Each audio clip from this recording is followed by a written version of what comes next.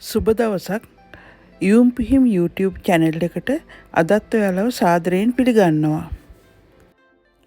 අද මම හිතුවා මගේ විදිහට මම ගෙදර කොහොමද අල තෙල් දාන්නේ කියලා ඔයාලටත් කියලා දෙන්න.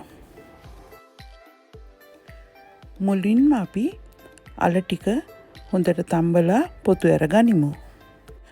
අවශ්‍ය වෙන අමුද්‍රව්‍ය මම description එකේ ලියන්නම්.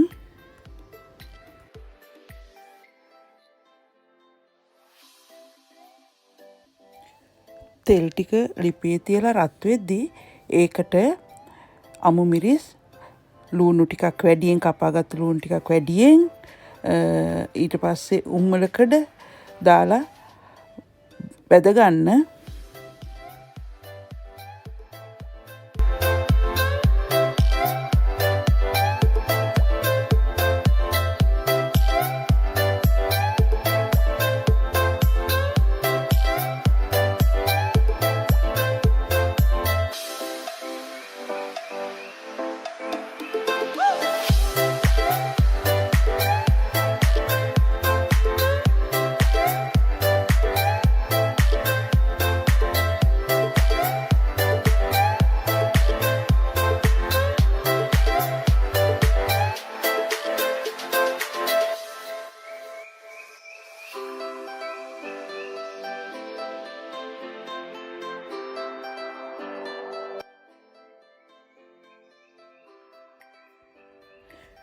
මේ විදිහට ලුණු බාගෙට තැම්බීගෙන එනකොට කහ කුඩු කරපිංචා ලුණු මිරිස් කෑලි මේ ලුණු එකට එකතු කරගන්න.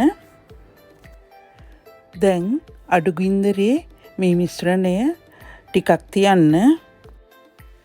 ලුණු මිශ්‍රණය ලස්සන පාටට බැදුනට පස්සේ අපි කුරුඳු පොතු කුඩු ටිකක් එනසාල් ටිකක් කුඩු කරලා එනසාල් ඇට දෙකක් තුනක් වගේ කුඩු කරලා මේ ලුණු මිශ්‍රණයට එකතු කරගමු.